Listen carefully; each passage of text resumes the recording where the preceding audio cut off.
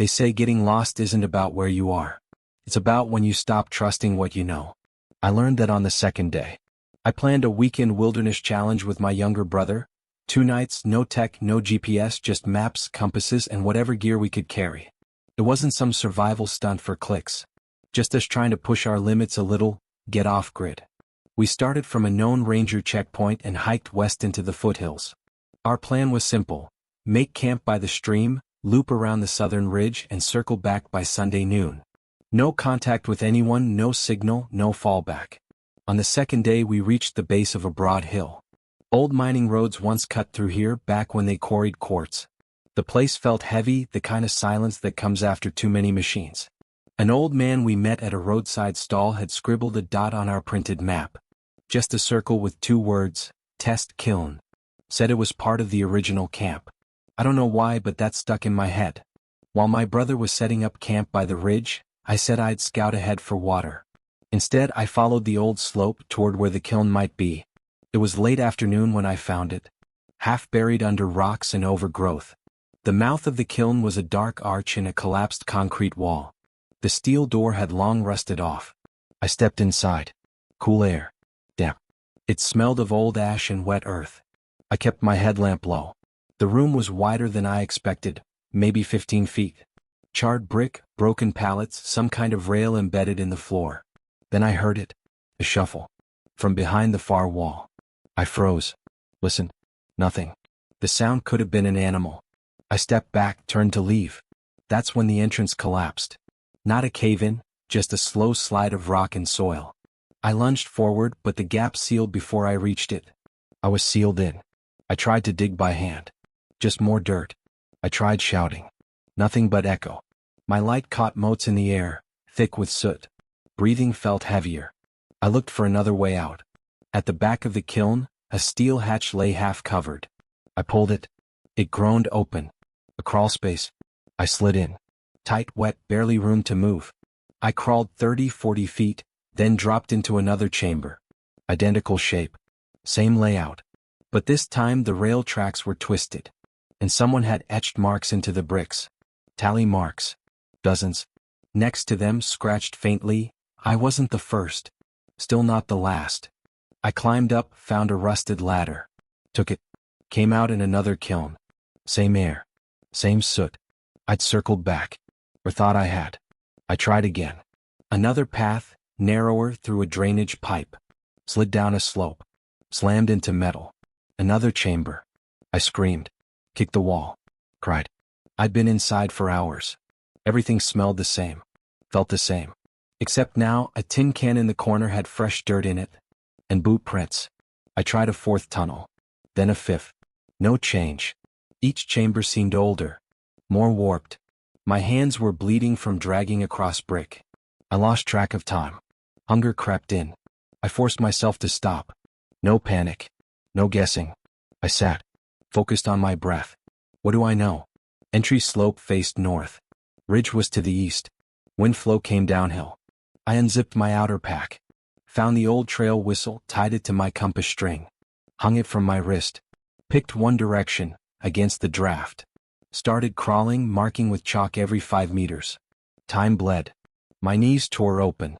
My headlamp blinked red. Then a breeze. Faint. Cold. I followed it. It got stronger. The tunnel curved up. A grate. I smashed it with my boot until it gave. Dirt and bramble. Light. I clawed out. I didn't stand up right away.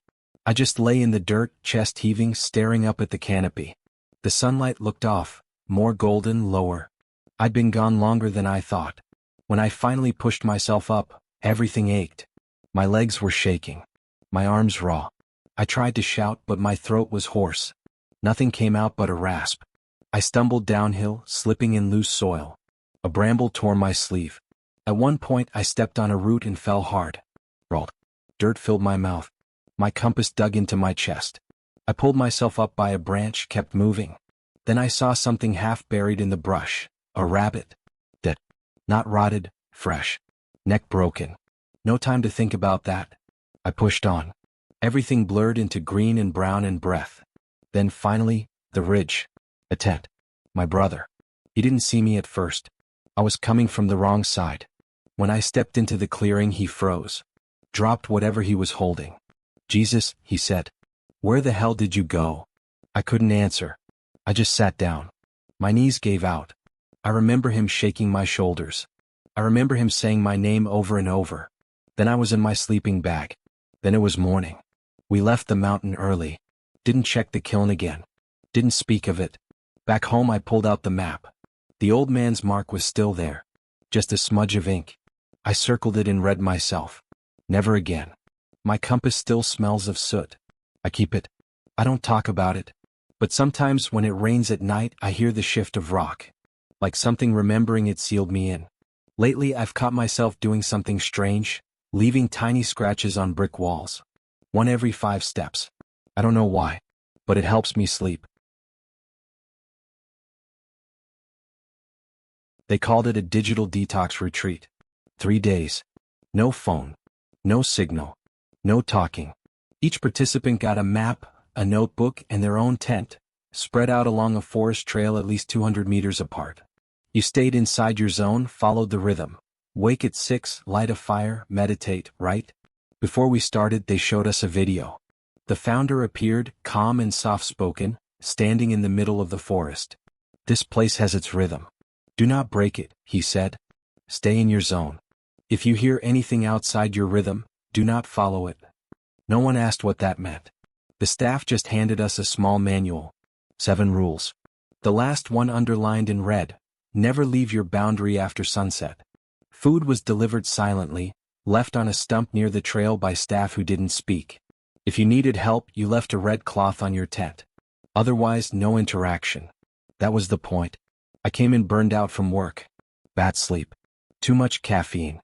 I figured the silence would be a reset. A forced reset. No distractions, no escape. By the second day, the forest had settled. You could hear ants in the leaves. I sat by the tent with my notebook, writing whatever came. When? Bark patterns. My own breath. My pulse. I started noticing things that didn't deserve to be noticed. A low crack in the bark shaped like a mouth. A knot in the branch that looked like an eye. Then, clink, sharp, metal. Somewhere to my left. I paused. Waited. Again. Clink. Followed by a faint dragging sound. I stood up, listened hard. It wasn't staff. It wasn't animal. Too rhythmic. Too precise. Like someone dragging a chain slowly over stone. I told myself it didn't matter. But 5 minutes later, it came again. Closer. And then again. From a different direction. I broke the rules. Took my flashlight and stepped off trail. Leaves muffled everything. Except that sound, clink, like a fork tapping a can. Every 30 seconds. I walked 20 meters. 30. The forest deepened. Trees were tight, ground uneven. No real trail. My headlamp caught dust moving in the air. I couldn't tell if it was fog or breath. Then silence. I stopped. Shone my light. Just brush, moss, a torn tarp half buried under a log. A rusted cup hanging from a twig. I turned to go. Clink. Right behind me. I spun. Nothing there. Just trees. I called out. "Hey." Nothing. I walked faster.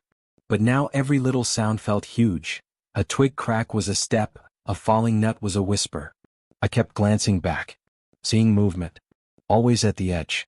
The light caught something ahead. A branch with something hanging from it. It was a drawstring bag. Canvas. Dirty. I reached up. Inside, a dented tin can. 2 rusted spoons. A broken zipper. A set of dog tags, unreadable. Why would someone hang that here? Clink. Closer now. I dropped the bag. Ran. I lost direction. No trail. No bearings. My flashlight flickered. My breath echoed in my own head. Somewhere behind me, soft steps and leaves. Could have been anything. Could have been nothing. But I felt watched. Every trunk looked like a shoulder. Every branch like an arm mid-reach. My brain filled in shapes that weren't there. I kept thinking I saw someone crouched. Not moving. Just watching. And the sound, that faint metal tap, started to feel internal. Like it came from inside my skull. At some point I started whispering to myself. Not words. Just sound. As if my own voice could drown out the forest. I stopped running when I tripped. Landed hard on my elbow. Rolled under a rotten log. and stayed there. I don't know how long. Long enough for the cold to settle. Something moved past me once. Quiet. But I felt the pressure in the air change. I smelled old sweat. Metal. Wet cloth. I didn't look. Eventually the sky lightened. I forced myself up. My hand was numb. Pants torn. No flashlight. I followed slope and light until I reached the trail again. On the way back, I passed something I hadn't seen before. A soaked sleeping bag tucked under a fallen log. Moldy. Torn. A name stitched in the lining, half faded. Not mine. Back at camp, the food for day 3 was already on the stump. My tent untouched. The red cloth still folded. No one asked where I'd gone. One tent, 3 spots down, was zipped shut. Its cloth was red. We left by noon. I didn't speak to anyone. Back home, the silence didn't leave me. My ears rang constantly. At night, I'd jolt awake to metal tapping against metal. Or I'd wake and think someone was standing outside the window just watching. I started noticing things again. Tiny, meaningless things. A scratch on the inside of the kitchen cabinet. A spoon I never remember owning. Once I caught myself sitting in the dark at 3 a.m. holding a can and just listening. I'd grab a pan and a fork, tap them together, and the sound would be identical. And I'd freeze. Last week, I found a drawstring bag on my balcony. Inside, 1 tin can, 2 rusted spoons, and a fork. The silence of the forest wasn't peace. It was pressure. It squeezed until you heard too much. And once you hear it, you don't forget how loud nothing can be. They assigned me to water flow verification, a boring checklist job that paid well because no one else wanted to hike 5 hours into the back grid. The map had 6 markers: concrete water towers, filtration locks, and junction tanks. I was to take photos, check for flow, record pressure from analog gauges. All basic. Except one detail. Channel 2 was crossed out on the paper map. Thick red X. And in the handover briefing, the supervisor just said, "We don't use that one anymore. Skip it." But just before I left, an older tech guy, maybe late 50s, leaned over my shoulder and muttered, "If you see anything fresh at Channel 2, don't go back. Just walk." He didn't elaborate. Just walked off. I should have asked. When I got to Tower 5, I could see the old path. Still visible. Still usable. And my curiosity got the better of me. The trail to Channel 2 dipped steeply. Moss and fallen leaves turned the slope into a slow slide. I slipped twice, caught myself on thorny roots. The pipe followed alongside, half buried, cracked in places, still dripping. The air got colder. Heavier. When I reached the old valve house, the metal door was open. Not broken. Just left ajar. Inside, dust, mold, the smell of old water. The gauge was intact, though unreadable. Cobwebs. A wooden chair broken in the corner. Scratches along the concrete like something heavy had been dragged. And above the chair, scratched faintly into the wall, barely legible, "It waits in still water." Then I heard it. Not water. Metal tapping. Not fast. Click, click, pause, click. I stepped back. Shined my flashlight along the hallway. There was a narrow tunnel past the valve, maybe 4 feet high, once used for pipe maintenance. I shouldn't have gone in. But I ducked. The tunnel twisted just slightly. The pipe ran along one wall, wet and cold to the touch. I could hear my own breathing bounce back. Then something changed. The light from behind me dimmed. A shape moved in front of the entrance. I turned quick. Shined the light. Nothing. Just a wet footprint. Bare. Facing in. I moved faster now. The tunnel branched. One path collapsed, the other dipped into standing water. I picked the dry side. But I misjudged the floor. My foot slipped. I dropped. Shoulder hit metal. Water splashed. I was in a pit, not deep but narrow. Couldn't climb out fast. I scrambled. Heard the clink again, closer. Louder in this space. I froze. There, on the rim of the pit, was a single rusted spoon. Then silence. I tried to get out. Used my boot as a step, braced one hand against the pipe. My palm slipped. Ripped the skin open on rust. I gritted my teeth. Tried again. This time I made it halfway, then fell back. Hit my elbow. Water soaked my pants. My flashlight flickered. The clink came again. From the left. Then the right. Like something circling. I stayed in that pit another 10 minutes. Breathing hard. Counting taps. Then I forced myself up, jammed my knee against the wall, pushed, scraped both forearms raw, and climbed out. I made it back toward the valve room, heart pounding. But the door had closed. Not slammed. Just closed. I had to wedge it open with a pipe bracket. When I stepped outside, the light was dim. The forest didn't look the same. Shadows stretched wrong. I noticed something else. A rag knotted around a tree root, soaked and dark, like a bandage left behind. There were fresh scrapes on the doorframe. Not rust. Not old. I walked fast. Didn't check my back. The air felt thick still. Even the insects were quiet. I followed the map. But at one fork, the markings were gone. My compass spun briefly, then reset. For 20 minutes, I thought I was walking in circles. Then I saw a pile of stones, stacked deliberately. Like a marker. One I hadn't seen earlier. And lying beside it, a wrench. My wrench. One I hadn't realized was missing. I reached the base camp just before sundown. Didn't report the detour. Didn't talk to anyone. That night in my tent, I heard a sound. Click. What? Then nothing.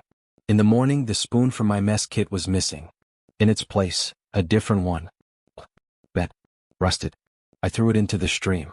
Didn't help. I still hear the sound sometimes. In parking garages. On stairwells. In pipes under my sink. 2 days later, I found a soaked bandage in my laundry. It wasn't mine. A week after that, I started seeing something in the mirrors. Just behind me. Out of focus. I covered every mirror in the apartment. But then I started doing something else. Without thinking, I'd leave old spoons near construction sites. Tuck them into cracks behind pipes. One in a gutter. One in the crawl space under my building. It's like I'm trying to give something back. Or warn whoever comes next. I don't know if I'm driving it away. Or opening the path. When I close my eyes, I see the spoon again. Sitting at the edge of a dark pit. Waiting.